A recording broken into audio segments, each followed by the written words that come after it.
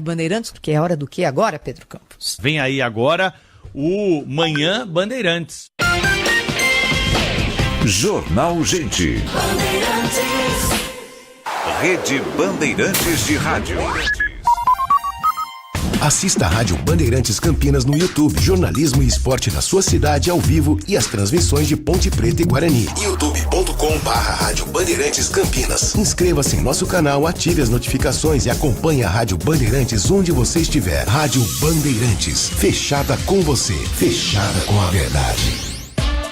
É matador dentro da área.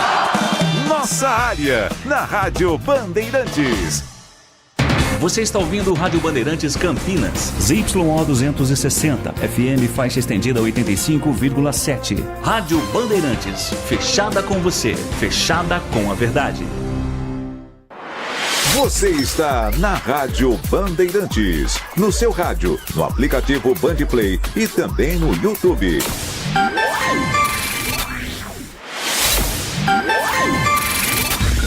Manhã Bandeirantes. Oferecimento. Recap, Sindicato dos Postos de Combustíveis de Campinas e Região. Acesse recap.org.br.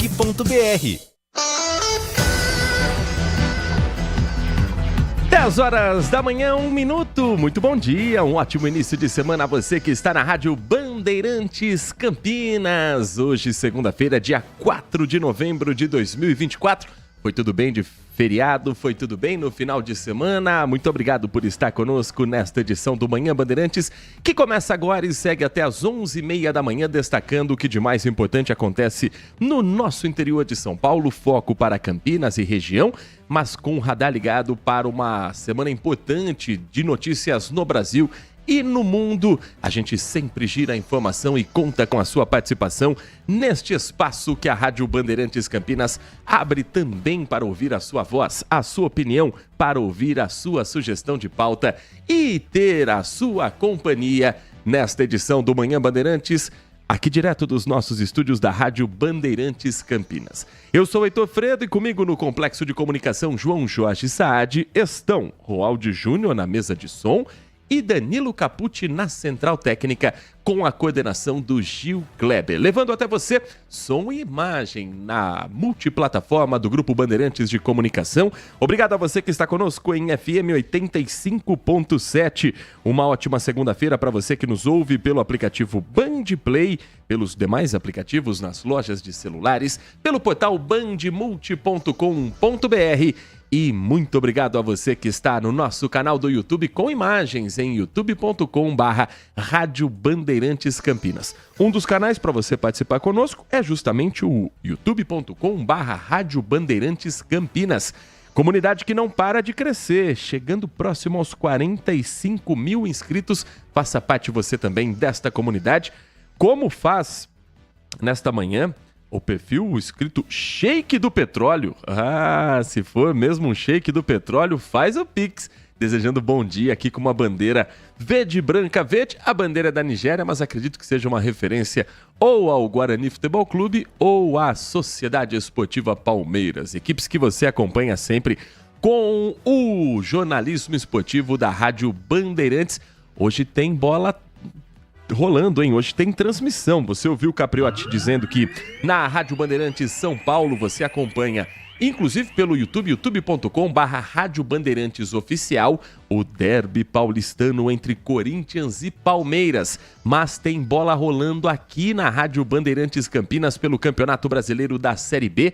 Hoje tem transmissão e hoje, claro, tem o torcedor pontepretano ligado em FM 85.7 pelo nosso YouTube, youtube.com/Rádio Bandeirantes Campinas. Você tem as emoções de Ponte Preta e Paysandu. Torcedor da Macaca pode ficar tranquilo porque toda a emoção será no comando de Carlos Batista com o timaço mais premiado do interior de São Paulo. Mas um jogo que promete, além de ser emocionante pelo que acontece em campo, já que são dois times que tentam se afastar da zona de rebaixamento, também um jogo marcado por chuva. A chuva que abre esta semana deve permanecer ao longo do dia numa segunda-feira daquelas bem preguiçosas, de você já acordar abrir a janela e perceber que o dia hoje não vai ser dos mais bonitos, mas que seja um dia para trazer também alguns dos problemas solucionados ligados à estiagem, à falta de chuva, principalmente os municípios com problema de desabastecimento, caso principalmente de Artur Nogueira, aqui na nossa região. E esta chuva, que marca desde as primeiras horas a segunda-feira em Campinas, ela deve permanecer pelo menos entre hoje e amanhã. Previsão, segundo o CEPAGRE da Unicamp, o Instituto de Meteorologia da Universidade Estadual de Campinas, apontando que hoje o dia vai ser instável, chovendo a qualquer momento, com a máxima apenas nos 22 graus. O que era a mínima semana passada, hoje é basicamente a máxima da temperatura, com os próximos dias persistindo o tempo instável, chuva fraca a moderada a qualquer momento do dia, e nesta semana não devemos ter temperaturas acima dos 30 graus. Devemos ter, portanto, um dia mais frio e uma semana, se não gelada completamente, sem aquele calorão e sem aqueles picos de amplitude térmica, aquelas grandes diferenças entre as manhãs muito frias e as noites também geladas, mas com um dia que parece que estamos vivendo um momento de deserto. O problema da chuva é que ela vem associada principalmente a dificuldades para a mobilidade urbana, e não seria diferente neste momento na região metropolitana de Campinas, e para quem tenta sair da cidade e acaba enfrentando alguns desses trânsitos, algum trânsito que estava talvez não programado para um dia sem chuva. Por exemplo, rodovia Anhanguera, neste momento, o motorista enfrenta vários pontos de lentidão. No trecho sentido capital, começa já entre Sumaré e Campinas, do quilômetro 109 ao quilômetro 104 da pista sentido São Paulo. Como reflexo de congestionamento em Sumaré, o motorista que está na rodovia Anhanguera também tem o para e anda na pista marginal, que dá acesso justamente ao acesso à entrada de Sumaré, a um dos principais acessos da cidade. Motorista segue viagem e enfrenta mais trânsito um pouco mais à frente, desta vez reflexo de lentidão na Avenida Lix da Cunha. Suleste travada, em Anhanguera também com problemas entre o quilômetro 102 e o quilômetro 98. Passando Campinas, o motorista segue sem dificuldades nos trechos entre Valinhos, Vinhedo, Louveira e para novamente em Jundiaí, do quilômetro 62 ao quilômetro 60, voltando a encarar lentidão já na cidade de São Paulo, já a partir do quilômetro 24, pistas congestionadas entre o 24 e o 21, enfim, rodovia Anhanguera hoje bem complicada ao motorista. A melhor opção para viajar à capital paulista é através da rodovia dos Bandeirantes. Tem lentidão, sim, em Jundiaí entre os quilômetros 53 e 50, próximo ao acesso com a Dom Gabriel, que faz também a ligação para a rodovia Anhanguera. Mas passando isso, é só o trânsito na chegada à cidade de São Paulo e os problemas de sempre que a capital paulista enfrenta. E quem precisa fazer essa viagem hoje sabe que vai ter que enfrentar trânsito para tudo que é lado, mas também ciente de que, pelo menos no sistema Anhanguera Bandeirantes, você já sabe a informação, a melhor opção de não enfrentar tanto trânsito assim é pela rodovia dos Bandeirantes. Nos trechos urbanos de Campinas, lentidão em alguns dos pontos tradicionais e alguns trechos que estão em obra. Por exemplo, o General Marcondes Salgado tem um trecho ainda interditado para obras. Isso faz com que o trânsito no local fique um pouco mais carregado neste momento. O mesmo vale para a Dr. Moraes Salles, aí por excesso de veículos mesmo, ponto que já é tradição também ali próximo ao Jardim Guarani, próximo ao Brinco de Ouro, acesso principalmente a Norte Sul. Motorista enfrenta a lentidão na pista que sai de Sousas em direção ao centro da cidade. Esse é o ponto mais complicado no trecho urbano de Campinas agora. Tem outros pontos também que merecem uma atenção a mais.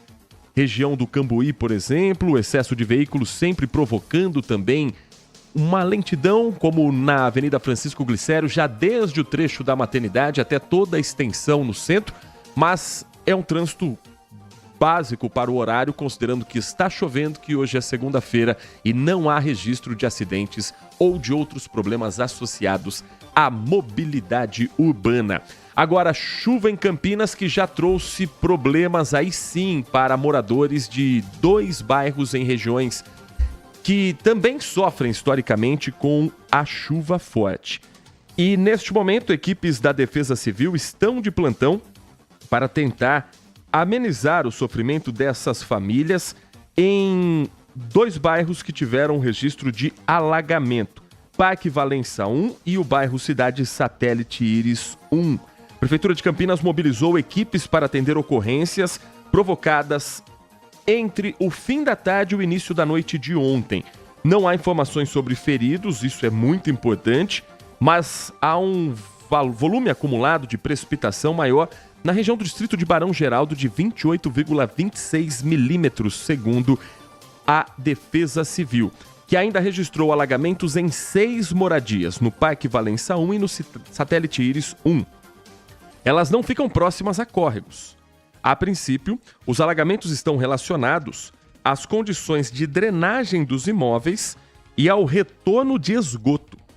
Os moradores receberam hipoclorito de sódio para a limpeza das moradias, mas já estão nas suas residências. Ninguém precisou ir para abrigo em função desse alagamento. Teve um alagamento superficial de um imóvel na rua Olindo Gardelin, no Parque Valença 1.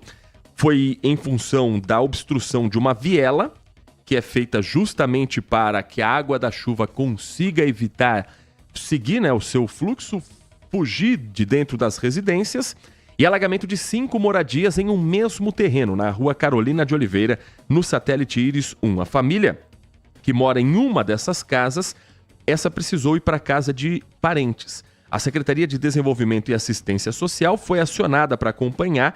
As outras, o alagamento foi considerado superficial e nenhum imóvel precisou ser interditado. Defesa Civil presente também para análise dos danos estruturais das casas, nada mais sério foi constatado. Previsão que o tempo continue instável nesta segunda-feira e que essas famílias, claro, tenham a atenção a mais do poder público. Temos aqui o acumulado divulgado na manhã de hoje pela Defesa Civil nas últimas horas.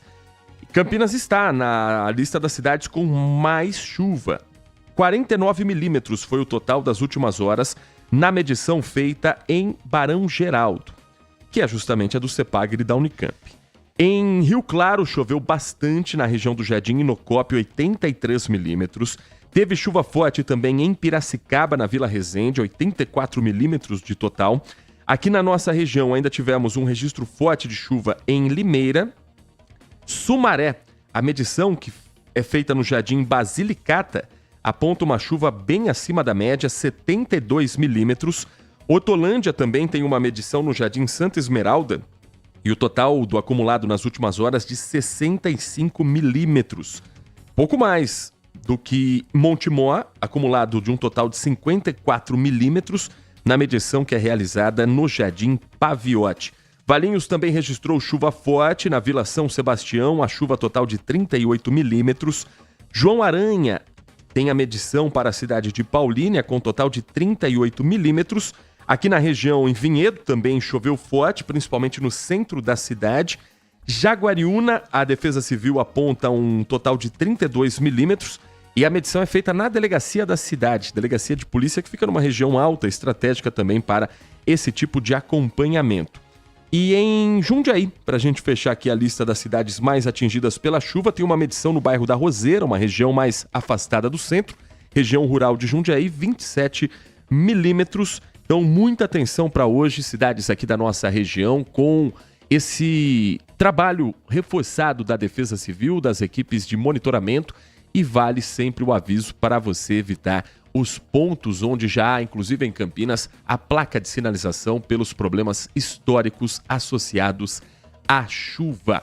10 horas da manhã e mais 14 minutos. Campinas hoje tem um evento diferente, uma visita internacional da realeza sueca. O prefeito Dário Saad, nesse momento, se reúne com o rei e a rainha consorte da Suécia, filha de brasileiros, inclusive, num evento que acontece no Paço Municipal com a presença também do governador do estado, Tarcísio de Freitas. O rei Carlos XVI Gustavo, esse é o nome do monarca da Suécia, está com a rainha Sílvia numa solenidade de assinatura do protocolo de intenções para avançar na implementação de estratégias de proteção integral às crianças e adolescentes vítimas e testemunhas de violência, em especial violência sexual. Evento que acontece, eu falei na prefeitura, na verdade um ponto de encontro foi na prefeitura, mas o evento mesmo com essa assinatura é no Centro Educacional Infantil Espaço do Amanhã, no Campo Florido 2, aqui em Campinas. O governador Tarcísio de Freitas, além de estar presente, ele trouxe para Campinas representantes da Childhood Brasil, da Fundação FEAC, do Conselho Municipal de Direitos da Criança e do Adolescente e da Câmara Municipal de Campinas. Há um protocolo da realeza com a imprensa impedida de acompanhar 100% do evento. Nós estamos com a repórter Lucimere Ramalho no local e vamos ter ao longo do dia mais informações, contato também com ela para a gente entender um pouco sobre o que esta visita representa. Assinatura do protocolo, portanto, para avançar na proteção de crianças e adolescentes vítimas ou testemunhas de violência sexual, que infelizmente faz parte, e não deveria ser assim, de um cotidiano de mulheres que no Brasil andam com medo de homens em qualquer espaço aberto ou fechado. Isso vale até dentro de ônibus. Em Jundiaí, por exemplo, foi preso um homem que já tem histórico de importunação sexual, mais uma vez praticando esse crime dentro do transporte coletivo. A Guarda Municipal foi acionada, o repórter Guilherme Selegato traz os detalhes sobre essa ação e conversou com o GCM que comandou essa ocorrência. O homem preso é Antônio Afonso de Queiroz, de 58 anos. Com ele, a Guarda Municipal encontrou esse canivete que estava escondido na sola do sapato e que ele utilizava para ameaçar as vítimas. Segundo a Guarda, um dos passageiros foi ferido no momento que tentava deter o suspeito, mas não corre risco. O senhor, percebendo o alvoroço, já começou a tentar se evadir do local, quando foi contido por passageiros. Preservativos também foram encontrados com o criminoso. A ação aconteceu por volta das 8 da manhã, dentro de um ônibus que fazia a linha Terminal Hortolândia ao Terminal Colônia, em Jundiaí. Foi nesse ponto de ônibus da Avenida Antônio Frederico Ozanam que a guarda deteve o suspeito. Tinha um ônibus parado, um senhor dentro, que é o autor, o adolescente já fora do ônibus, bastante agitado, falou que esse senhor estava passando a mão próximo da sua virilha, do seu quadril, estava com a calça, o zíper para baixo e o cinto também aberto, ou seja, quase todo despido. A polícia constatou que já havia um boletim de ocorrência pelo mesmo crime registrado no ano passado contra esse homem. Em um supermercado aqui de Jundiaí, ele teria oferecido R$200 para um adolescente de 14 anos em troca de favores sexuais. A guarda informou que o suspeito é de Tocantins e mora há 5 anos em Jundiaí, mas que ele costuma mudar de bairro em bairro para dificultar a localização dele ao praticar os crimes. O homem foi conduzido ao plantão policial, onde foi autuado em flagrante. 10 horas da manhã, 18 minutos, 10 e 18. O nosso Manhã Bandeirantes vai para um rápido intervalo depois deste primeiro giro aqui pela nossa região. Nós vamos trazer ainda hoje informações sobre uma investigação em Santo Antônio de Posse, algo que parece extremamente orquestrado, quando 2 bandidos atearam fogo nas ambulâncias que atendem a cidade. 10 ambulâncias da Central, que fica localizado no centro de Santo Antônio de Posse, ficaram em chamas. 2 indivíduos ainda não identificados chegaram em uma motocicleta e não foi a única ação criminosa que chama atenção na cidade nas últimas horas. Nós vamos trazer os detalhes e também o que a polícia conseguiu apurar de informações sobre esses crimes. E ainda, já no próximo bloco, é uma semana que não tem como. Fugimos das eleições norte-americanas. Mas a gente vai entender um pouco mais sobre o sistema eleitoral dos Estados Unidos. tratado como um dos mais importantes da democracia, como os pais da democracia moderna, mas com dúvidas sobre por que quem tem mais voto não necessariamente é o presidente eleito. A nossa edição do Manhã Bandeirantes vai falar ainda sobre um golpe que vem sendo aplicado na praça Mais Um. O golpe do falso advogado, que tem acesso, às vezes, a um processo seu que está parado há anos na justiça. E com uma conversa de estelionatário, consegue tirar dinheiro desta vítima através de informações verdadeiras, mas se passando falsamente por um profissional da lei. Depois do intervalo, esse e outros assuntos são destaques aqui na Rádio Bandeirantes. Manhã Bandeirantes. Consumidor, muitas vezes, a qualidade do combustível que você coloca no tanque do seu veículo pode ser tão diferente quanto o preço que você paga por ele. Por isso, procure abastecer em postos de sua confiança e exija sempre o cupom fiscal. É seu direito e a sua garantia. Recap, Sindicato dos Postos de Combustíveis de Campinas e Região. Acesse recap.org.br.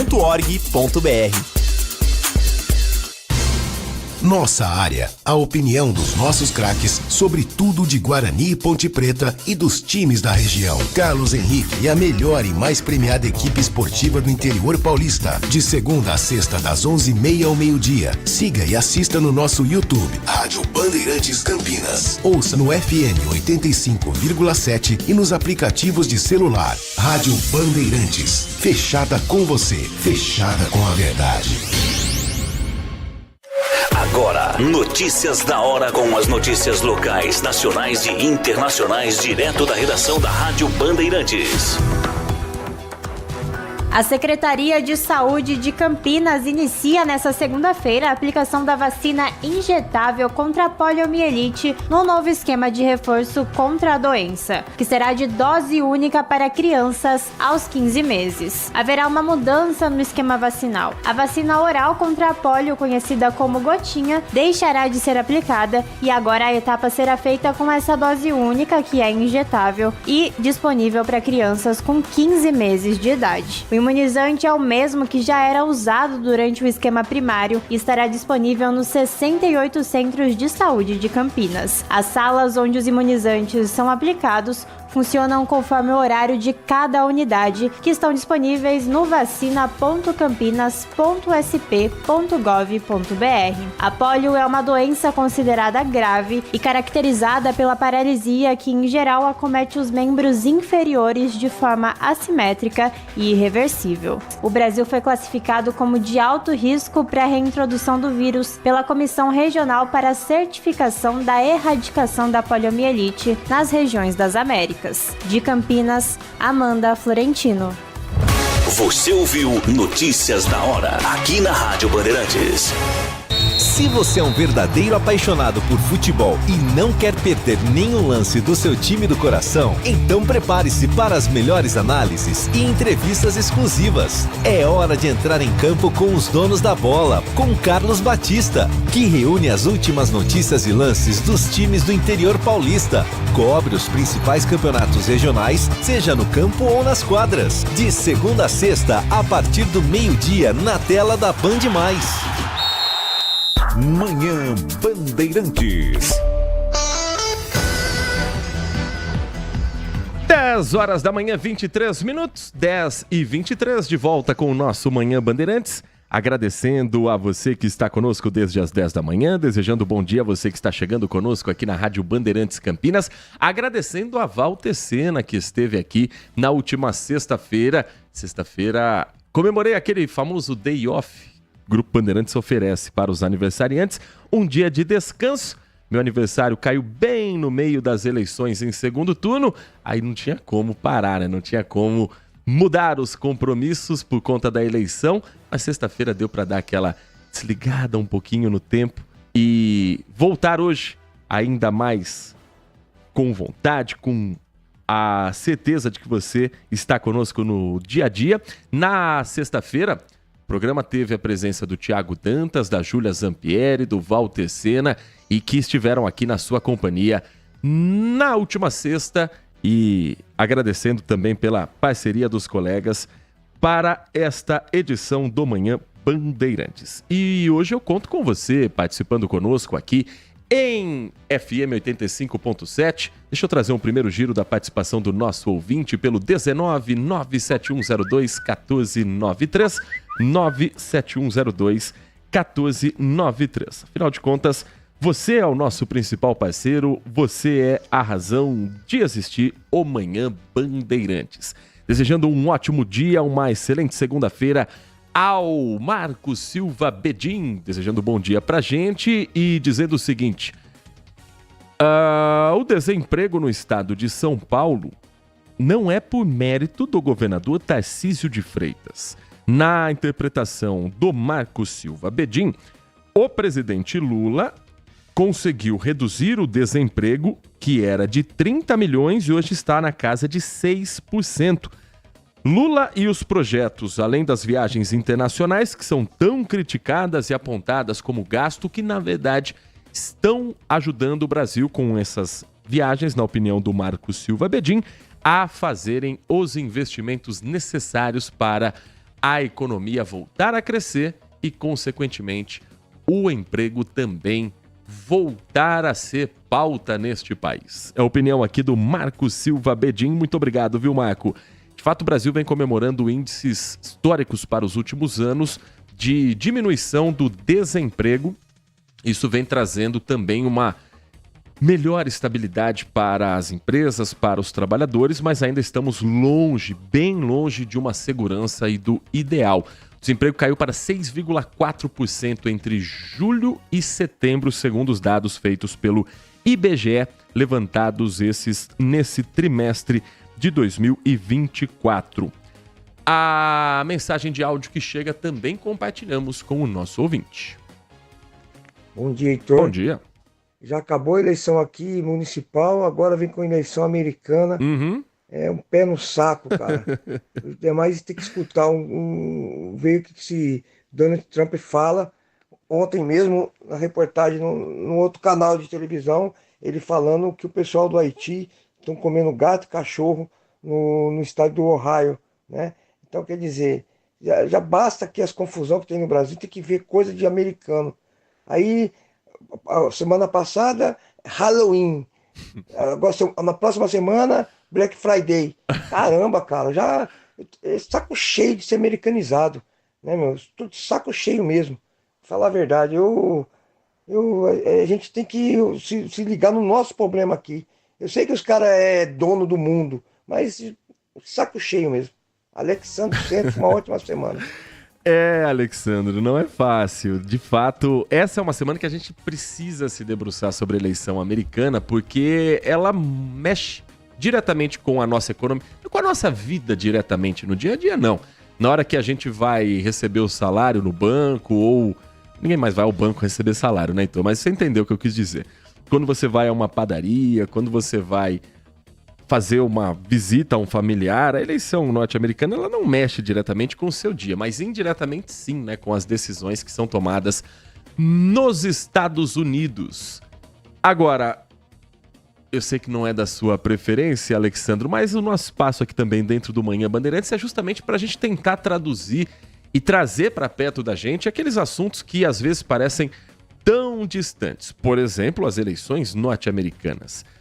A Rádio Bandeirantes, o Grupo Bandeirantes de Comunicação, tem uma cobertura especial para esta semana, inclusive com a presença dos nossos correspondentes que já estão espalhados pelos Estados Unidos e também a Adriana Araújo, que direto dos Estados Unidos vai comandar o Jornal da Band às 7h20 da noite. Cenário ainda indefinido nas eleições norte-americanas.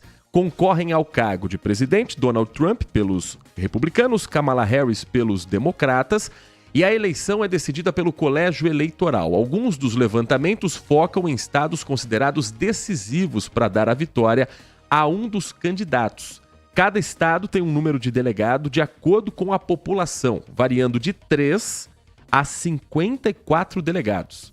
O candidato que conquista a maioria dos votos em um estado ganha todos os delegados daquele estado. Então, vence quem alcançar, de um total de 538 delegados, 270 precisam votar em um determinado candidato. Aí ele está eleito ou eleita presidente dos Estados Unidos. O New York Times fez uma pesquisa recente que aponta Kamala Harris com 49% contra 48% de Donald Trump, que não tem mudanças desde o final de outubro esse cenário. Isso considerando a porcentagem dos delegados, não necessariamente dos eleitores. Mas de onde que surgiu essa história de delegado? Por que cada estado tem um peso? Por que cada federação tem uma decisão diferente? Quem são esses delegados? Para a gente entender um pouco melhor desta confusa eleição norte-americana, nós ouvimos o Felipe Ramos, que é analista político, e ele traz um contexto histórico de por que a eleição que a gente vê como sendo um exemplo para o mundo, a gente, entre aspas, né? Mas os americanos gostam de bater no peito como sendo a grande democracia do mundo moderno, não necessariamente elege aquele que a maioria da população quer como presidente da República. A democracia americana foi pensada desde o seu início, no século XVIII, como uma forma de dar maior peso aos estados e aos municípios, aos que eles chamam de condados, né, os counties, porque sempre foi algo muito de baixo, né? Então a população se organizava a partir de baixo, não era centralizada em Washington. Diferentemente do Brasil, que é essa cultura, né, de TSE, de instituições centralizadas em Brasília. Nos Estados Unidos é muito mais descentralizado, é um federalismo de fato, são Estados Unidos, há muita independência entre os estados. Então as eleições são organizadas pelos estados, pela sociedade civil, pelos partidos, as autoridades são dos próprios partidos políticos, que eles chamam lá de secretários de Estado, né, em cada estado dos Estados Unidos. Então isso dá um maior nível de descentralização e, de certo modo, de democracia de base. Por outro lado, né, com a massificação da sociedade, os Estados Unidos, né, hoje tem 300 milhões de habitantes, não é os Estados Unidos de 1780, né? Então, com isso se tornou mais complexo, com 50 estados, com Havaí, muita gente, muitos migrantes, né? Tudo isso tornou o processo eleitoral muito mais complexo do que era no século XVIII, século XIX. Então, hoje é uma democracia de difícil, inclusive, compreensão para os próprios cidadãos americanos, não é somente para a gente que está no Brasil, não. Muitos americanos não compreendem perfeitamente o próprio sistema eleitoral, né? E isso se tornou, o que era uma vantagem há 200 anos, se tornou de algum modo uma desvantagem comparada com as democracias que hoje conseguem fazer eleições muito rápidas, mostrar os resultados rapidamente, contar rapidamente. Os Estados Unidos não conseguem devido a esse nível de descentralização. Então vamos esperar aí, provavelmente as eleições não vão ter o resultado na própria terça-feira, porque vai variar aí a contagem a depender de cada estado, e se alguns estados pêndulo, alguns estados chaves para as eleições demorarem um pouco mais de mostrar os resultados, haverá muita incerteza sobre o que pode acontecer. Isso também faz parte da cultura política norte-americana, né, na qual os meios de imprensa tentam ser objetivos, imparciais, mas não necessariamente neutros politicamente, né? Eles demonstram de forma aberta para os seus leitores qual a sua inclinação política, a inclinação política do board de editores, né? Dos editores-chefe, dos editores setoriais. E por isso dá uma transparência, né? Se sabe, obviamente, que o New York Times é mais liberal, que o Washington Post é mais liberal, que a Fox News é mais conservadora. Então isso não é escondido, isso não é subliminar, isso é declarado pelos próprios órgãos de imprensa. E eles demonstram as razões, né, nos seus editoriais para tomar essa determinada posição política, né? Então o debate político nos Estados Unidos, inclusive na imprensa, é muito mais honesto, vamos dizer assim, muito mais abertamente transparente, mas ao mesmo tempo isso tem outras desvantagens, né? Porque se o jornal faz isso, obviamente o leitor do Trump deixa de ler o New York Times, deixa de ler o Washington Post. Isso pode permitir uma maior polarização e criar as chamadas câmaras de eco, né, as echo chambers, no qual os leitores mais conservadores jamais lerão os meios que eles não gostam, né? Então, por um lado, isso acaba gerando esse outro problema. Então, tudo tem suas vantagens e desvantagens. Por um lado, há mais transparência, por outro lado, você acaba reduzindo, limitando, né, a própria possibilidade de conversa democrática entre pessoas que não concordam entre si. Esse Felipe Ramos, analista político, falando sobre o histórico das eleições americanas, a escolha por um modelo muito diferente do que o Brasil adotou com a redemocratização e também esse comportamento que existe da imprensa norte-americana declarando apoio a esse ou aquele candidato, a esse ou aquele partido. E os eleitores norte-americanos que optarem por votar, porque não é obrigatória a eleição nos Estados Unidos, ou que realizarem ou já realizaram de maneira antecipada, podem manifestar suas escolhas para outros temas além da presidência dos Estados Unidos. Além do voto em Kamala Harris, Donald Trump ou um dos candidatos nanicos, que nem são citados, porque na real a prática é outra, embora a democracia nos Estados Unidos tenha a possibilidade de qualquer cidadão ser candidato, fica entre republicanos e democratas historicamente a eleição. Não há muito espaço para uma terceira via, para um azarão nas eleições americanas. Mas há outros votos em que os cidadãos poderão se manifestar através das suas escolhas. Além do presidente, que irá comandar a Casa Branca pelos próximos 4 anos, o norte-americano pode manifestar a escolha de senador, deputado federal, que são chamados de representantes na política americana, e temas como aborto, imigração e pagamento de impostos. Isso depende do lugar, da cédula de votação, que pode ser enorme, dependendo de cada um dos estados. 8 estados americanos colocam em votação a restrição ao voto de imigrantes documentados e legalizados no país. Atualmente, esses estrangeiros podem votar nas eleições norte-americanas. Há estados que também vão fazer a definição sobre a legalização ou não da maconha. E nos Estados Unidos, além desta confusão de voto por delegado, também há uma legislação estadual muito mais presente do que uma legislação federal. Também é outra coisa diferente do que a gente tem no Brasil, em que você tem um código que vale para o país todo. Os Estados Unidos têm leis estaduais que são decididas muitas vezes pela vontade popular. Agora, 8 estados decidirem se permitem ou não um imigrante regularizado, com a documentação em dia, ter o direito a voto, mostra um pouco o caminho que não apenas os Estados Unidos, mas as grandes repúblicas do mundo, as grandes potências, estão vivendo. O resultado da urna desta eleição, dos 8 estados que querem proibir o voto de imigrante, é um resultado que precisa também ser acompanhado, porque nós estamos no Brasil, a terra de quem sai daqui e vai para os Estados Unidos. Tem muito brasileiro louco para viver nos Estados Unidos que não está entendendo o movimento que existe por lá no país. Tem muito brasileiro que trabalha por lá, que está apoiando o candidato que é contra imigrante e não está entendendo a posição em que ele vive. Talvez falte um pouquinho de percepção da própria história de vida, percepção do próprio papel que tem na comunidade americana. Enfim, assistir um Bacurau também às vezes vai bem nessa hora. Por isso que a cultura tem que ser sempre muito valorizada. E no Brasil, nós tivemos consultas populares também nas eleições 2024. Algumas cidades fizeram, além do voto para vereador, para prefeito, consultas populares. Por exemplo, nas eleições brasileiras, o eleitor em São Luís do Maranhão decidiu se é a favor ou não da implantação do passe livre estudantil na cidade de São Luís, capital do Maranhão. Foi goleada. 89%, quase 90% contra 10%. Agora, 10%, 58 mil moradores em São Luís votaram contra o passe livre estudantil. Devem ser donos das empresas de ônibus.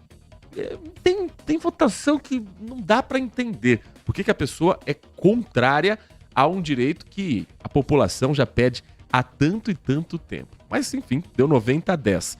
Tivemos outras votações também no Brasil para mudanças de nomes de cidades, para a mudança de bandeira. Em Belo Horizonte, por exemplo, foi votada se a bandeira da capital seria alterada ou não. A população escolheu pelo não. Aí eu acho mais compreensível, né? Estamos falando de uma tradição, de um modelo novo que nem era lá tão bonito. Mas tem políticas públicas aqui que são colocadas como votação, que às vezes é jogar para a torcida, jogar para a galera, mas outras que eu acho que a população tem que ser consultada mesmo. Afinal de contas, a democracia não é só escolher o representante, é participar ativamente da vida pública da sua cidade, do seu estado. Agora, eleições brasileiras batendo recordes de gente que decide não ir à urna, de gente que vota em branco e nulo, um recorde nas ruas de uma sensação de quem está cansado do assunto, de quem está desgastado com a política brasileira. Esse foi um dos temas ontem debatido no Canal Livre, que recebeu Gilberto Kassab, presidente nacional do PSD e uma das figuras mais influentes na política brasileira.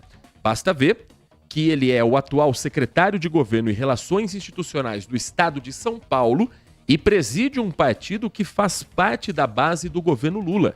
Está no governo Tarcísio, está no governo Lula, ajudou Gilberto Kassab com o partido PSD, o Partido Social Democrático, a criar um centro ainda mais presente nas câmaras legislativas, Câmara Federal, no Senado e nas Assembleias Legislativas do Estado, e entendeu Gilberto Kassab que as eleições de 2024 deram um sinal de que o eleitor está cansado da polarização, entenda-se, Lula-Bolsonaro.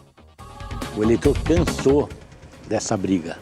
Veja a cidade de São Paulo. Você tinha aqui à direita o Marçal e à esquerda o Boulos. O Ricardo Nunes foi pelo meio e venceu as eleições. Terminou o primeiro turno em primeiro lugar e venceu as eleições. Eu acho que é cansaço do eleitor mesmo.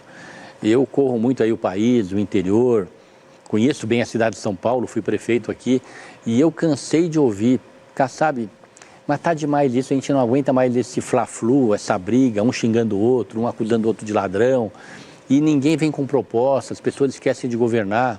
A aprovação do Tarcísio, que é uma aprovação recorde do Estado de São Paulo, com quase 2 anos de mandato, ele tem praticamente 70%, 80% de aprovação, é porque as pessoas veem ele trabalhando, não fazendo política, não é? Então, eu acho que vai quebrar a cara, por exemplo, nesse ano que se inicia em 2025, o prefeito eleito que não trabalhar. Não é ano de fazer política. A sociedade brasileira, ela está um pouco agastada com a política. A política tradicional, não é? Ela quer ver coisa boa, e coisa boa é com realização, é com trabalho, com bons projetos, não é? Ela quer ver o Congresso Nacional voltar a discutir políticas públicas, programas, economia, né? Ver debates. Isso não está acontecendo no Brasil. A política empobreceu no Brasil, não é? Nós não temos mais grandes quadros. A gente pode citar no Brasil, no máximo aí, 20, 25 quadros promissores da política. Mas para um país como o Brasil, ter Florianópolis, o Topázio, Paraná, o Ratinho, esse menino que se elegeu prefeito de Curitiba, Eduardo Pimentel, o próprio Tarcísio, Eduardo Paes, Pedro Paulo, Otto Alencar, Antônio Brito, o governador Camilo, o governador do Piauí, PT, o Rafael, Pernambuco, a Raquel Lira e o João Campos. A partir daí, em Braide, no São Luís, a gente já começa a ter dificuldade. Quer dizer, é muito pouco. Eu ainda sou de um tempo, quando eu iniciei minha carreira, que nós tínhamos 200 de grandes líderes do país, não é? Você entrava no Congresso Nacional, você admirava a posição das pessoas, né? Desde o Roberto Campos, né? Até líderes importantes da esquerda que tinham princípios, programas, posições claras. Você não vê mais isso no Brasil e a sociedade está percebendo e está cansando. Muitos eleitores largaram a direita e vieram para o centro. E o número maior ainda, largaram a esquerda e vieram para o centro. É lógico que vieram para o centro, porque é o centro que cresceu. Nós estamos falando, num país como o Brasil, de 40 milhões de pessoas que votaram em 3 partidos do centro. 40 milhões, não é pouca coisa, não é? E apenas 23 milhões de eleitores que votaram nos partidos da esquerda e 30 no partido da direita. Então você veja que é algo que aconteceu.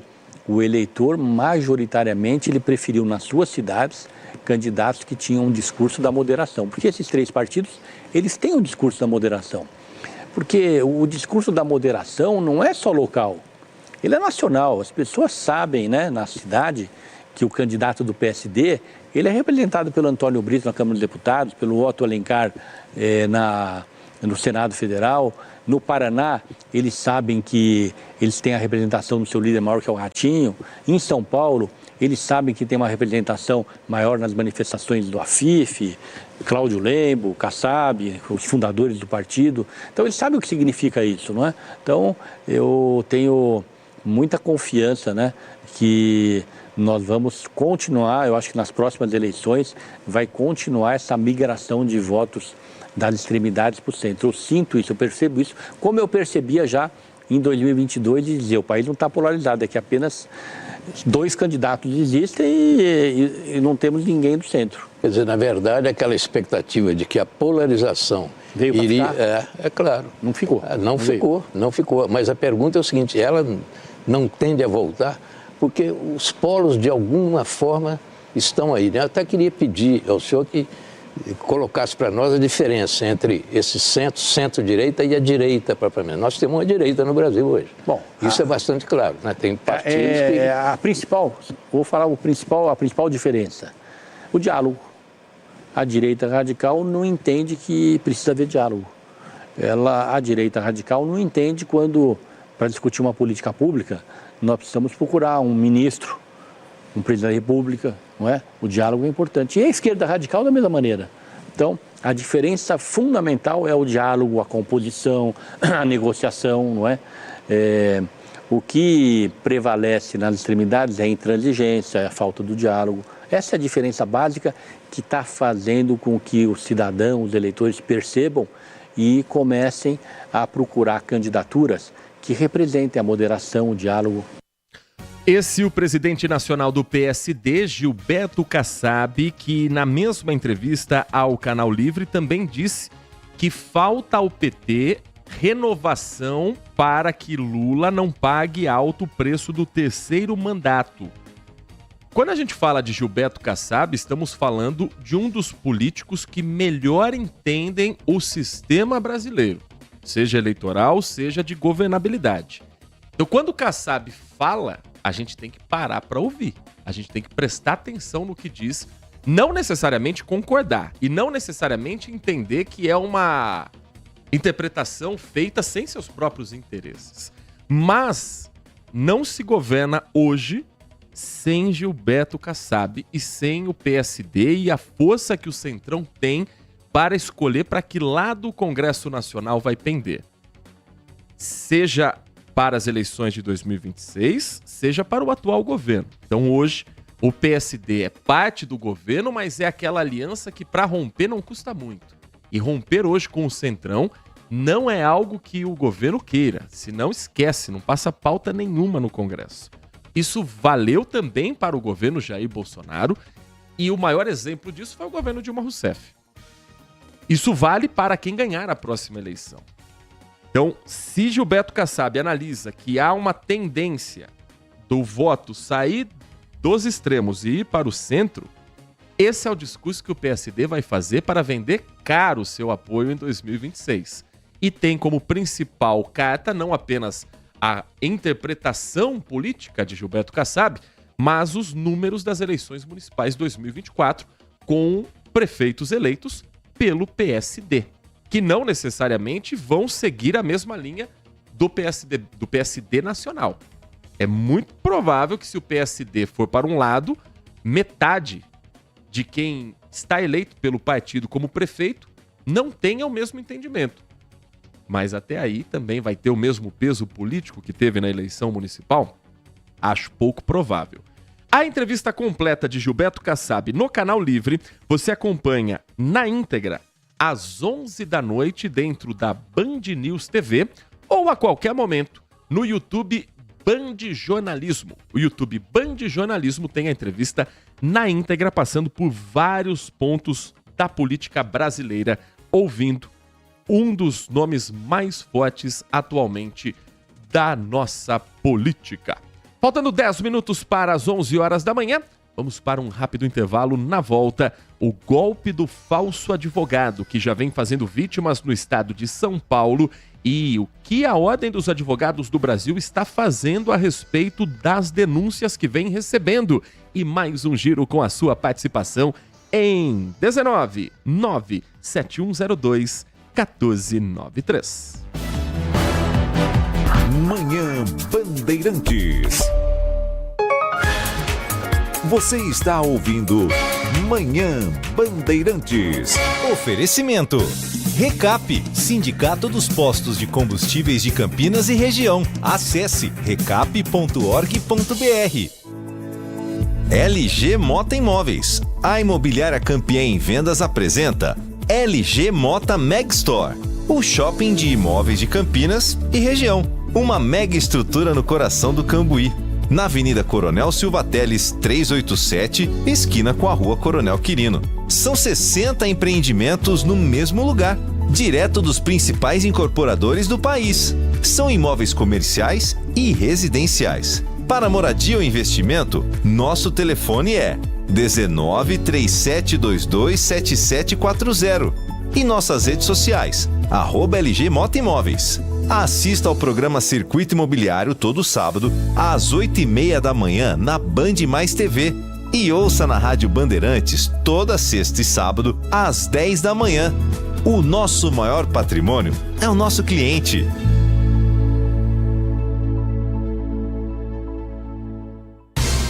Nossa área, a opinião dos nossos craques sobre tudo de Guarani e Ponte Preta e dos times da região. Carlos Henrique, a melhor e mais premiada equipe esportiva do interior paulista. De segunda a sexta, das 11h30 ao meio-dia. Siga e assista no nosso YouTube, Rádio Bandeirantes Campinas. Ouça no FM 85,7 e nos aplicativos de celular. Rádio Bandeirantes, fechada com você, fechada com a verdade. Rádio Bandeirantes. Porque sempre tivemos os microfones abertos para o debate, abertos para a opinião plural, abertos para a sua participação, é que podemos dizer que estamos fechados com você e com a verdade. É mais do que um compromisso. Porque sobre os fatos pode-se interpretar, fazer conjecturas das motivações, pode-se elaborar, projetar suas consequências. Mas os fatos são os fatos. E é aí que você vai nos encontrar sempre firmes. Não abrimos mão da verdade dos fatos. E sempre com foco em você, na defesa dos seus direitos. Mais do que nunca, Rádio Bandeirantes. Fechada com você, fechada com a verdade. Se você é um verdadeiro apaixonado por futebol e não quer perder nenhum lance do seu time do coração, então prepare-se para as melhores análises e entrevistas exclusivas. É hora de entrar em campo com os donos da bola, com Carlos Batista, que reúne as últimas notícias e lances dos times do interior paulista. Cobre os principais campeonatos regionais, seja no campo ou nas quadras. De segunda a sexta, a partir do meio-dia, na tela da Band Mais. Manhã Bandeirantes. 10h52, 10 horas da manhã, 52 minutos, de volta com o nosso Manhã Bandeirantes, abrindo a semana com informação e prestação de serviço. Semana que teve feriado antes dela começar, né? A semana começa no domingo, feriado de sábado, ai, calendário, feriado de sábado. Os próximos são de dias úteis, hein? 15 de novembro, dia da Proclamação da República, numa sexta-feira. Dia 20 de novembro, dia da Consciência Negra, numa quarta-feira. São 2 dias de pausas para o trabalhador ter também o seu momento de descanso ou de receber um extrinha por trabalhar no feriado. Sábado, muita gente trabalhou para receber os visitantes nos cemitérios da cidade no dia de finados, que todo ano chove. É tradição também no Brasil. Cemitérios municipais de Campinas estimam que pelo menos 65 mil pessoas visitaram os espaços no último sábado. Cemitério Nossa Senhora da Conceição, o famoso cemitério dos Amarais, foi quem teve o maior público, maior presença de público, com 35 mil pessoas. O Cemitério da Saudade contabilizou 25 mil e o Cemitério de Souzas, outros 5 mil visitantes. A CETEC, que é a Autarquia de Serviços Técnicos Gerais, não registrou nenhum incidente durante o dia. A projeção é totalizar quase 100 mil visitantes até o próximo final de semana. Na verdade, começou no final de semana passado. Ontem tinha ainda uma ideia de que muita gente veio para a cidade, não pôde necessariamente ir no dia de finados para a celebração, que na verdade é mais uma memória, né? Mais a lembrança de alguém querido que partiu e que, infelizmente, não está mais presente entre nós. Antes do feriado, os serviços de manutenção e limpeza nos 3 cemitérios foram intensificados, segundo a prefeitura, também como parte para receber as visitas. Que seja também parte, depois da chuva de hoje, uma nova manutenção para não deixar o cemitério da Saudade ou os outros cemitérios se tornarem criadouros do mosquito Aedes aegypti, né, prefeitura? Porque mal nos recuperamos dos problemas de 2024, números altos de dengue, casos que ainda estão sendo confirmados e já estamos num período novo de chuva e é hora também de ter essa atenção a mais. Agora, falando em despedidas, infelizmente perdemos uma das maiores e mais marcantes vozes da música brasileira. Faleceu Aguinaldo Raiol, que na região tem este marco também como sendo parte da história da cidade de Jundiaí. A voz oficial do hino de Jundiaí é de Aguinaldo Raiol. Terra gentil, altruísta, de ti me orgulho, pois és bem paulista. Teus filhos com devoção marcham pra luta como heróis, cheios de fé em sua oração. Que belas tardes amenas, que lindas noites felizes serenas. Aguinaldo Raiol morreu aos 86 anos em São Paulo. A morte, segundo a família, foi causada por uma queda no apartamento em que ele vivia, queda que aconteceu ainda durante a madrugada. Aguinaldo Raiol chegou a ser internado, foi levado a um hospital no bairro Santana, na zona norte de São Paulo, mas não resistiu aos ferimentos. Cantor lírico de repertório romântico, popular, ganhou as paradas de sucesso na época através do rádio, ainda nos anos 60. Foram 70 anos de carreira, com gravações de música em italiano, músicas religiosas, atuando em diversas novelas e também marcado pela gravação para os moradores de Jundiaí do hino da cidade. Nascido em 1938, Aguinaldo Raiol era nome de batismo. Aguinaldo Coniglio Raiol tinha mais de 70 anos, como eu disse, nos palcos, com um repertório conhecido em todo o país, e se despede agora nesta triste partida, e é o que a gente sempre diz a respeito de idosos, 86 anos, uma queda em casa que sempre pode se tornar um quadro mais grave, e foi o que infelizmente aconteceu com Aguinaldo Raiol. De uma carreira brilhante, marcante e de uma voz inesquecível. Alguns dos sucessos de Aguinaldo Raiol, gravados por tantas e tantas lendas também da música brasileira, que vão ficar para muitas e muitas gerações. Voz marcante, voz única e de uma personalidade também muito forte. Este foi Aguinaldo Raiol, considerado por muitos como uma pessoa muito doce. Quem o conheceu disse que sempre tratava muito bem a todos que o pediam uma foto, um autógrafo, ou apenas queriam ter o contato pessoalmente com Aguinaldo Raiol, que teve a informação confirmada pela assessoria de imprensa. Se tiver, pode separar mais uma música de Aguinaldo Raiol para a gente trazer um dos momentos marcantes, temas de novela, né? Essa, por exemplo, foi tema da novela Terra Nostra, da Rede Globo de televisão. Uma das músicas marcantes também de Aguinaldo Raiol, com parcerias com cantores líricos, com cantores sertanejos, com cantores populares, e essa voz inesquecível. Não essa, a próxima. Pode subir o som. 10 horas e 58 minutos. Manhã Bandeirantes também lembrando para você um pouco do sucesso de Aguinaldo Raiol e um pouco também para apresentar à nova geração o porquê do Brasil hoje estar tão triste de perder esta voz.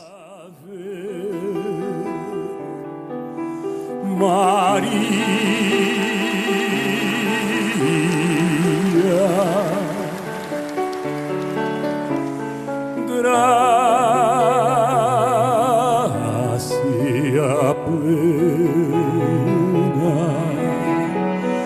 Dominus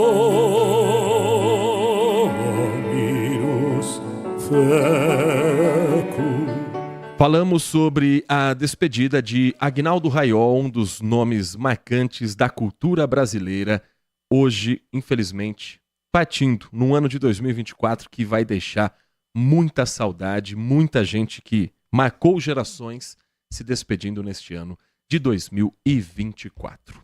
10h59, vamos girar a participação do nosso ouvinte mais uma vez, que nos escreve, nos manda mensagens de áudio. Você que está conosco também pelo nosso canal do YouTube, muito bom dia, muito obrigado pela sua audiência. Mensagem de áudio, compartilhamos com a nossa audiência. Bom dia a todos. Bom dia. DJ Ale, Heitor Fredo. Oi. Eu gostaria de falar um pouquinho sobre o Enem deste ano, né? Especificamente desse ano. Se eu não me engano, foi o Fernando Schiller que fez no programa anterior uma análise, né? E todo esse Enem, a maioria da prova do Enem, ela vem de maneira ideológica apenas. Ou seja, pelo que deu a entender, se você não pensar como um esquerdista, no caso o jovem, não pensar como um esquerdista, você vai errar muitas questões, entendeu? E a minha opinião, e veja bem isso, eu estou me baseando no que o Fernando Schiller, né, falou no programa anterior. Na minha opinião, o que deveria de se basear a prova não é em ideologia. Eu sei que o governo anterior e tinha um tipo de ideologia, colocava no Enem, esse também. Mas a análise feita é que é muito. Ou seja, se o jovem não pensar como um esquerdista, ele não tem uma nota alta no Enem. E isso eu não acho legal. O que deveria estar no Enem é o que a pessoa aprendeu no ensino médio. E não a ideologia que nós teríamos, na minha opinião, que abolir nessa parte, até essa fase da escola, para você poder realmente aprender conteúdos e todas as pessoas terem a mesma chance. Essa é a minha opinião. Mas respeito quem pense o contrário de mim. Um grande abraço a todos, DJ Ale. Muito obrigado pela opinião, pela mensagem, DJ Ale. Eu só fico com uma dúvida. Será que a prova tem muito tema de ideologia? Ou será que a gente está começando a enxergar ideologia em tudo e politizar um pouco de tudo? A prova do Enem de 2024 ela é dividida em duas partes. A primeira parte é de ciências humanas. A prova de ciências humanas, aplicada no domingo, tinha 45 questões de história, geografia, filosofia e sociologia, feitas com mais 45 questões de linguagens e a prova de redação. Foram destacados temas como terremotos, movimentos sociais como Black Lives Matter, Vidas Negras Importam, danças folclóricas europeias, conferência do clima, realidade das pessoas com deficiência, num nível que os especialistas entendem como de médio para baixo, para as pessoas, os jovens, os estudantes de ensino médio responderem. Então estamos falando de dança folclórica europeia a movimentos como Vidas Negras Importam. Conferência do clima não é assunto ideológico, terremoto também não. Aí na prova de história foram tratados temas como a relação da Idade Média com a fundação das universidades. Também não me parece ideológico. O pensamento sanitário da sociedade. Como lidar com questões de saúde aumentou, por exemplo, a qualidade de vida e a expectativa de vida. Antes as pessoas morriam muito mais cedo porque não tinha o básico de sanitário. América colonial. Cultura popular. Estado Novo no período de Getúlio Vargas. Não me parecem temas exatamente sociais atuais, ideológicos. Aqui, por exemplo, tem uma questão número 77, que tinham 3 capas de revista Travel in Brazil, publicadas entre 1941 e 1944 pelo Departamento de Imprensa e Propaganda. E aqui tem uma capa com a Carmen Miranda, uma capa com um gaúcho da fronteira e o que as capas da revista Travel in Brasil, publicadas entre 41 e 44, evidenciam. Tem estereótipos, tem exploração da população pobre, preconceitos de ordem racial, política de censura midiática, projetos de país industrial. Aqui me dá a impressão de um estereótipo da cultura nacional. É uma discussão sobre um tema histórico. Não está querendo ter um revisionismo histórico. Geografia, prova de geografia do Enem, destacou a diminuição de questões sobre geografia física e mais sobre geopolítica. E também as questões ligadas ao meio ambiente. Sociologia. Pautas aqui um pouco mais do que está sendo discutido pelo campo, principalmente à esquerda. Pautas identitárias, como comunidades tradicionais, questões raciais e a influência da globalização nesses assuntos. E a filosofia destacou Aristóteles. O gancho da filosofia em 2024 foi Aristóteles, que é o que me lembro e não viveu as eleições entre Lula e Bolsonaro. A redação do Enem, o tema da redação foi Desafios para a valorização da herança africana no Brasil. Reconhecer o legado africano na nossa cultura, na nossa alimentação, no nosso vocabulário, na nossa música, no nosso povo, não é uma questão ideológica.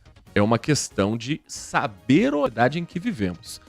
Aliás, o tema da redação utilizou um samba enredo, o Enredo da Mangueira 2019, que, aliás, eu acho que nem foi o melhor dos escolhidos para o tema, viu? Todo ano, alguma escola de samba fala sobre a tradição africana na nossa cultura, na nossa história, no nosso legado.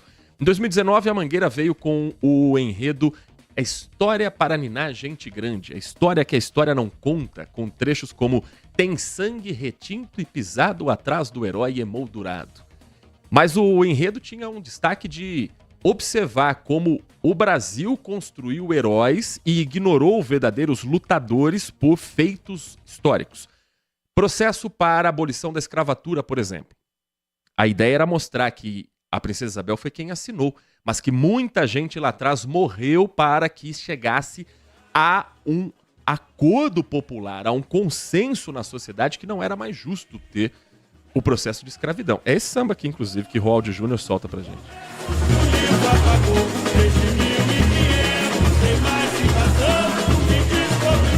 Essa frase.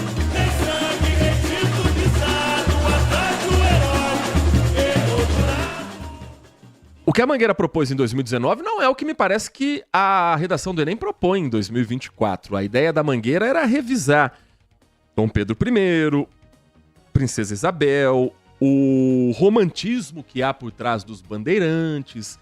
Não me parece exatamente o legado africano que a Mangueira vai cantar em 2025. O enredo de 2025 da Mangueira faz muito mais referência à prova do Enem do que o de 2019, que foi campeão, merecidíssimo, justíssimo, desfile histórico, mas acho que faltou aí um pouco de compreensão de carnaval para quem elaborou a prova do Enem. Em 2025, a Mangueira vai falar sobre a cultura carioca, o que é o ser carioca e como a África está diretamente ligado a isso, com os seus costumes, com sua cultura, com sua música, e o quanto hoje quem menosprezou, criminalizou a cultura das favelas, pinta o cabelo, descolore o cabelo, faz um penteado igual dos jovens da favela, usa as mesmas músicas para tocar em festas, casamentos, mas quando é lá, aí é criminalizado. Deixa eu ver se o Raul acertou o samba, porque ainda estava na fase dos concorrentes. Esse samba perdeu no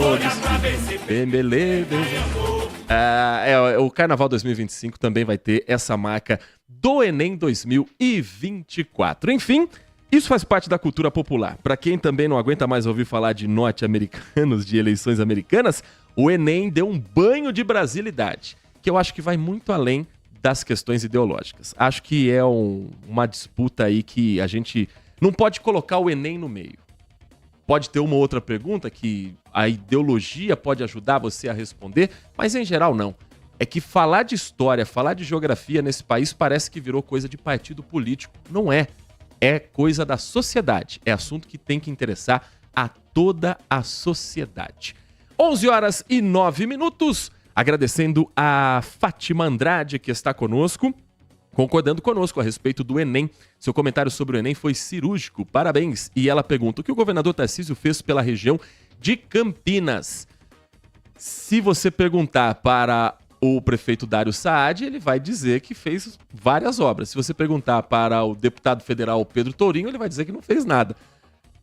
E quando chegar na eleição, a gente vai descobrir um pouco mais, né, Fátima? O trem Intercidades é a principal bandeira que o governador Tarcísio tem trazido para o estado de São Paulo e para a região metropolitana de Campinas.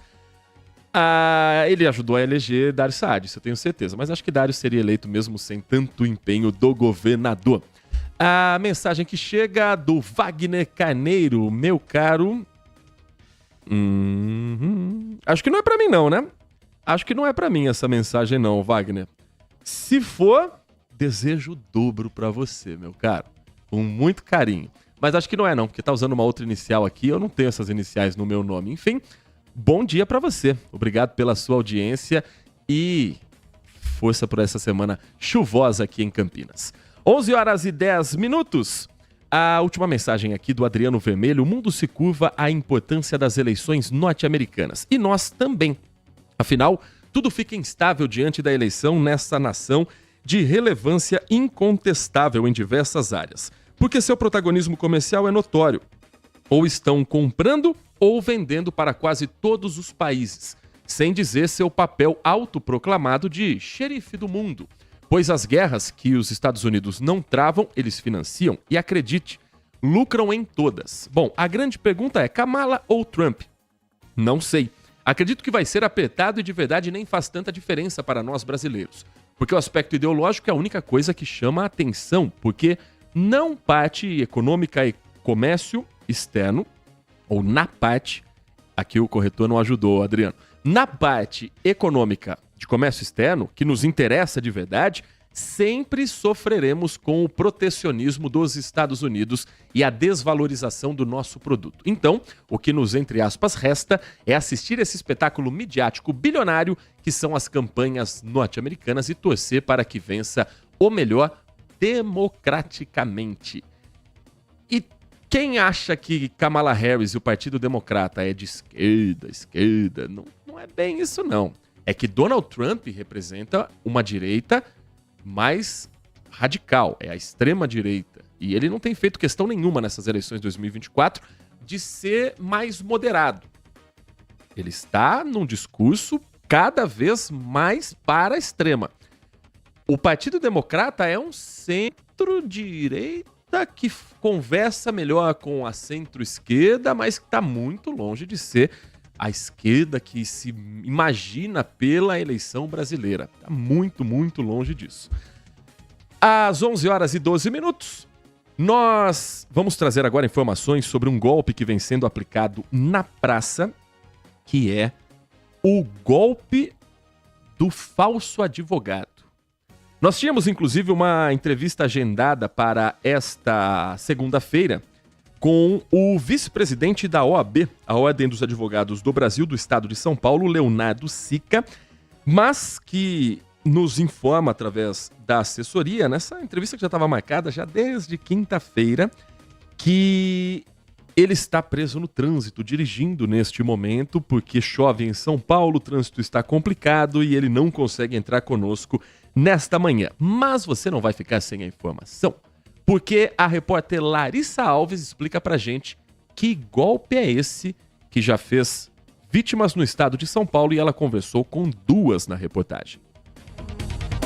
Desconfiando da própria sombra. É assim que a população se vê em meio a tantos golpes, cada vez mais sofisticados. Fui dar uma olhadinha no meu zap e tinha uma mensagem como se fosse o meu advogado, com a foto do meu advogado.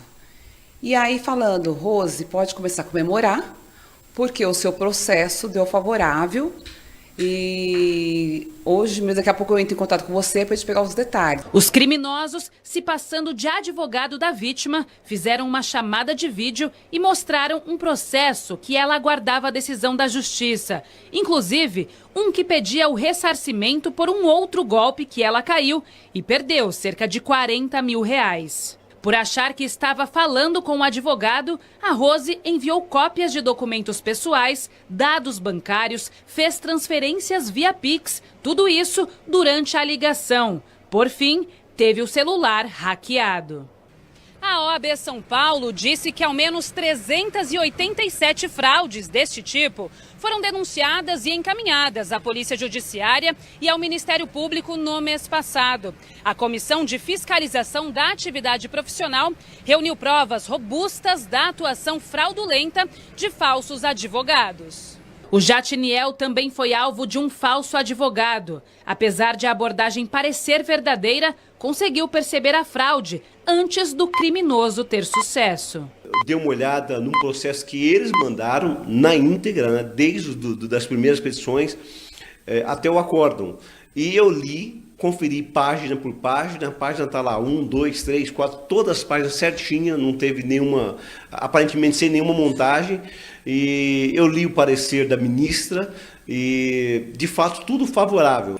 A recomendação é que as vítimas desses falsos advogados procurem a polícia e façam um boletim de ocorrência. Os bandidos cada vez estão muito mais preparados. A gente, como cidadã brasileira, cidadã decente, que trabalha, que tem paga todas as nossas despesas, todos os nossos impostos, a gente cada dia está mais vulnerável a isso. 11h15. A Ordem dos Advogados do Brasil, no estado de São Paulo, entrou com um encaminhamento nesta semana junto à Comissão de Fiscalização da Atividade Profissional da Ordem Paulista para que as fraudes sejam investigadas pelo Departamento de Polícia Judiciária do Estado de São Paulo e pelo Ministério Público. A OAB de São Paulo já implementou diversas ações preventivas, como uma campanha de conscientização nas mídias e o lançamento de uma cartilha elaborada pela Comissão de Direitos Prerrogativos, disponíveis no site da OAB. Além das medidas preventivas, a Ordem dos Advogados do Brasil está atuando ativamente para responsabilizar criminalmente os envolvidos nessas fraudes, reforçando o compromisso com a defesa da advocacia e da cidadania. Felizmente, a entrevista que nós tínhamos marcado para hoje, desde quinta-feira, antes mesmo do Heitor Fredo aqui tirar uma folguinha, eu já tinha marcado essa entrevista, mas o Leonardo Sica, presidente em exercício da OAB, vice-presidente eleito da Ordem dos Advogados do Brasil, neste momento não consegue nos atender, mas eu quero muito trazer essa entrevista para você, nosso ouvinte, porque, afinal de contas, tem muitas dúvidas no ar. Como é que essas informações chegam a criminosos que não são advogados? Ou tem advogado pilantra no meio que está vazando informação ou participando do golpe? O que a OAB está fazendo em relação aos seus próprios profissionais para cortar na carne? São questionamentos que nós vamos fazer assim que tivermos a oportunidade de remarcar essa entrevista, porque por enquanto que dá para você ficar esperto, atento tem algum caso seu que está parado, algum processo trabalhista, algum processo contra uma empresa, que você está esperando há muito tempo e de repente, do nada, esse processo anda, um advogado entra em contato com você dizendo que as coisas se resolveram da noite para o dia, desconfie, entregue na mão de algum advogado da sua confiança, de alguém que realmente você sabe que é um profissional sério, e aí essa pessoa vai analisar tudo que foi enviado de documentação, vai analisar tudo que foi conversado com esse outro advogado, para você entender que rapidez é essa que do nada apareceu no sistema judiciário. A participação do nosso ouvinte, só para fechar aqui, Wagner Carneiro, muito bom dia para você, viu? Obrigado. Ele falou, não foi para você a mensagem não, Heitor. Muito obrigado. Obrigado mesmo pelo contato, pela audiência. É sempre bom estar com vocês aqui no nosso Manhã Bandeirantes. Em Santo Antônio de Posse, a Polícia Civil e a Secretaria de Segurança Pública trocam informações para descobrir quem são os criminosos que atearam fogo em 10 ambulâncias que atendem a população da cidade. 10 ambulâncias que ficam em uma garagem na central de ambulâncias no centro da cidade e que foram incendiadas na madrugada. Câmeras mostram que foram 2 os bandidos que ainda não foram identificados. Eles chegam em uma motocicleta, pulam o muro do local, jogam um líquido combustível nos veículos, ateiam fogo e fogem. Além das ambulâncias, o veículo de um funcionário também foi incendiado. Um carro, 7 ambulâncias totalmente destruídas e outras 3 parcialmente queimadas, ainda passando por avaliação para também saber se dá para reformar ou se elas não vão poder voltar à circulação. Os guardas municipais informaram que as câmeras que flagraram o suspeito já foram entregues à Polícia Civil.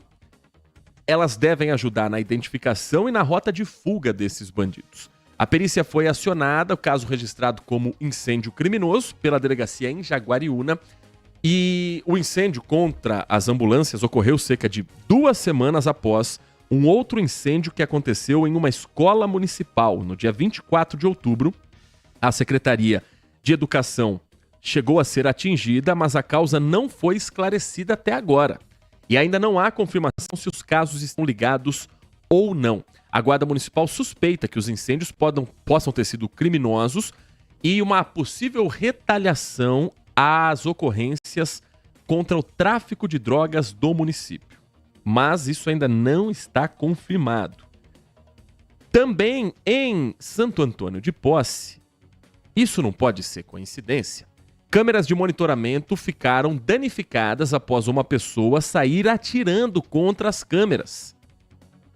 O caso foi na última sexta-feira. O boletim de ocorrência foi registrado no sábado. E as ambulâncias foram incendiadas no domingo. Vizinhos contaram ter ouvido pelo menos 6 tiros e foram encontrados cartuchos de calibre 12. Até agora ninguém foi identificado. O que está acontecendo na querida cidade de Santo Antônio de Posse? A nota oficial da Secretaria de Segurança Pública, que faz parte da Prefeitura, aponta o seguinte: entre os veículos atingidos no incêndio estão uma van Iveco adaptada para pessoas com mobilidade reduzida, uma van Renault Master de 16 lugares, um micro-ônibus de 25 lugares, uma van Sprinter e um automóvel usado pela promoção social, além de um carro particular que ficou totalmente destruído. Funcionários presentes no local iniciaram um combate ao fogo e acionaram a Brigada de Incêndio e a Guarda Municipal, que também contou com apoio do Corpo de Bombeiros de Campinas. A suspeita da Prefeitura é de que os 2 casos estejam sim ligados, relacionados, tanto o incêndio, os 3, né? O incêndio na escola no dia 24 de outubro, os tiros na câmera de monitoramento e agora o incêndio na garagem de ambulâncias. O atendimento nesta manhã conta com o auxílio de municípios vizinhos para que a população não fique sem ambulância para atender. É inacreditável.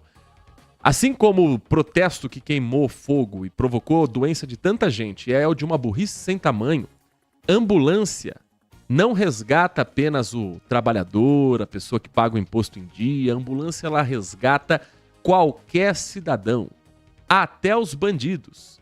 Se tiverem qualquer intercorrência com a polícia, são atendidos por essas mesmas ambulâncias. É inacreditável, é de uma burrice sem tamanho. Eu acho que tem algo a mais ainda, além dessa possível represália ao tráfico de drogas. Mas dentre eu achar e a polícia investigar, é um caminho que está nas mãos das autoridades. 11h22, sempre tem algo a mais nas histórias como elas são relatadas e reportadas. O mesmo vale para qualquer área de segurança pública. Por exemplo, no futebol. Tivemos nos últimos dias a vergonhosa ação da torcida organizada do Palmeiras Mancha Verde contra a nada pacífica, mas nessa história vítima, Máfia Azul, torcedora do Cruzeiro. E aí começam a puxar vários fios que normalmente são escondidos para debaixo do tapete. Segue foragido o presidente da torcida organizada Mancha Alviverde, Jorge Luiz Sampaio dos Santos, que agora descobriram que trabalhava até a terça-feira passada como assessor parlamentar do vereador Isaac Félix, o líder do PL na Câmara Municipal de São Paulo.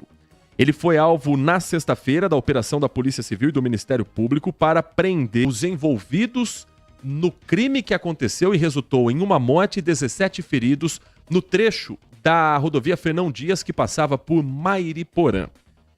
De lá para cá, a notícia foi divulgada.